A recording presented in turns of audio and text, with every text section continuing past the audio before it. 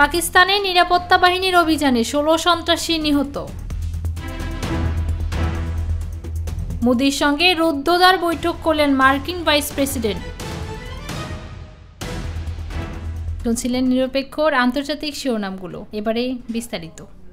পাকিস্তানে সন্ত্রাস বিরোধী বড় ধরনের অভিযান চালিয়েছে দেশটির নিরাপত্তা বাহিনী। দেশটির পাঞ্জাব ও খাইবার পাখতুনখাওয়া প্রদেশে চালানো এই পৃথক অভিযানে কমপক্ষে 16 সন্ত্রাসী নিহত হয়েছে। নিহতরা সবাই নিষিদ্ধ ঘোষিত তেহরিকে তালেবান পাকিস্তানের সদস্য। মঙ্গলবার 22 এপ্রিল এক প্রতিবেদনে এই তথ্য জানিয়েছে পাকিস্তান সংবাদ মাধ্যম এক্সপ্রেস ট্রিবিউন।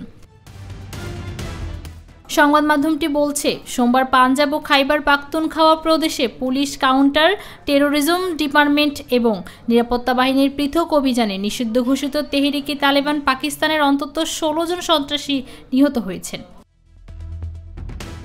পাঞ্জাব পুলিশ জানিয়েছে, মিয়াওলি জেলার মাকরওয়াল এলাকায় পুলিশ সিটিটির যৌথ অভিযানে কমপক্ষে 10 জন সন্ত্রাসী নিহত এবং বেশ কয়েকজন আহত হয়েছে। এর কয়েক ঘন্টা পরে পারমাণবিক অস্ত্রধারী এই দেশটির সেনাবাহিনী জানিয়েছে, খাইবার পাখতুনখাওয়ার ওয়াজিরিস্তান অঞ্চলে গোয়েন্দা তথ্যের উপর ভিত্তি করে চালানো অভিযানে আরও 6 জন সন্ত্রাসী নিহত হয়েছে।